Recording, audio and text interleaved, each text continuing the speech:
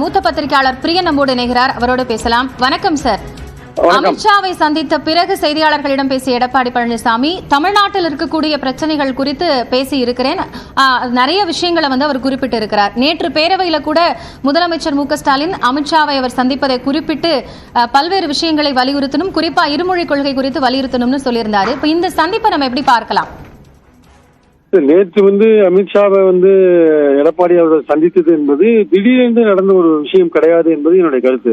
அது கடந்த பல மாதங்களாக பாஜக அதிமுக இரு கட்சியிலேயே நடந்த பேச்சுடைய முடிவில் நடந்த ஒரு சந்திப்பு தான் நேற்று நடந்த சந்திப்பு. அந்த சந்திப்பு பாஜக அதிமுக கூட்டணி தொடர்பான சந்திப்பு என்பதில் எந்த விதமான சந்தேகமும் கிடையாது.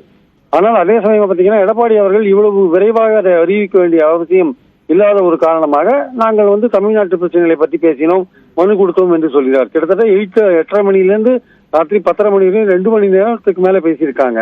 2 மணி நேரம் நிச்சயமாக ஒரு மனு கொடுப்பது என்றால் மனுவை வாங்கி வைத்துக் கொண்டு ஒரு அரை மணி நேரம் பேசுவாங்க அதிகபட்சம். உள்துறை அமைச்சர்லாம் அவ்வளவுதான் பேசுவாங்க, அதுக்கு மேல பேசுறதுக்கான வாய்ப்புகள் குறைவு.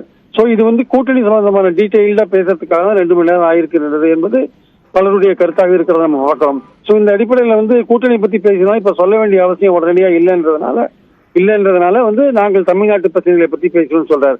நேற்று டெல்லியில போய் அவர் இறங்கினோம்னா பத்திரிகை நிருபர்கள்ட்ட கேட்ட போது நான் அதிமுக அலுவலகத்தை பார்க்க வந்திருக்கேன்னு மட்டும் சொன்னாரே தவிர தமிழ்நாட்டு பிரச்சனைகளை பத்தி சொல்றதுக்காக மனு கொடுக்கறதுக்காக வந்திருக்கேன்னு அவர் நேற்றே சொல்லவே இல்லை. நேற்று காத்தால சொல்லாத இருந்தவர் இன்னைக்கு காலையில நாங்க மனு கொடுக்கதான் சந்திச்சோம், மனு கொடுக்குற விஷயத்தை நேற்று காத்தாலே பத்திரிகை நிருபர்கள் சொல்லியிருக்கலாமே, தமிழ்நாட்டு பிரச்சனைகள் சம்பந்தமா நான் அமைச்சரை பார்க்க வந்திருக்கேன், உள்துறை அமைச்சரை பார்க்க வந்திருக்கேன்ட்டு. சோ இதுல ஏதோ ஒரு விஷயம் பின்னாடி இருக்குன்னா அது கூட்டணி சம்பந்தப்பட்ட விஷயம் தான். அதனால இவ்வளவு விரைவாக அறிவிக்க வேண்டாம். இன்னும் வேறு பல விஷயங்கள்லாம் முடிவாக இருக்கிறதுனால அண்ணாமலை பாஜக தலைமை பதவியில் நீடிப்பாரா, தமிழ்நாடு தலைவர் பதவியில் நீடிப்பாரா, ஓபிஎஸ் மீண்டும் அதிமுக சேர்க்கணுமா வேண்டாமா, இன்னும் போன்ற பல பிரச்சனைகளுக்கு இன்னும் விடை கிடைக்காதனால அந்த டிஸ்கஷன் போயிட்டு இருக்கிறதுனால இவ்வளவு சீக்கிரம் அதை அனௌன்ஸ் பண்ண வேண்டாம் என்று எடப்பாடி அவர்கள் இந்த விஷயத்தை திசை திருப்புகிறார். பட் உலகத்துக்கே இப்ப தெரிஞ்ச விஷயம் என்னன்னா அதிமுக பாஜக கூட்டணிக்கான அச்சாரம் போடப்பட்டு விட்டது என்பதுதான் உலகத்துக்கு சொல்லப்படுற விஷயம், சொல்லாத இருக்கிற விஷயம். இது எடப்பாடி என்ன சொன்னாலுமே இந்த இனிமேல் அதிமுக பாஜக கூட்டணி என்ற பேச்சு வலுவாக அடிபடும் என்பதில் எந்த விதமான சந்தேகமும் கிடையாது. நன்றி திரு பிரியன். இப்ப கூட்டணிக்காகவே இந்த பேச்சுவார்த்தை நடைபெற்று இருக்க கூடும் அப்படின்னு உங்களுடைய கருத்தை வெளிப்படுத்தி இருக்கிறீங்க.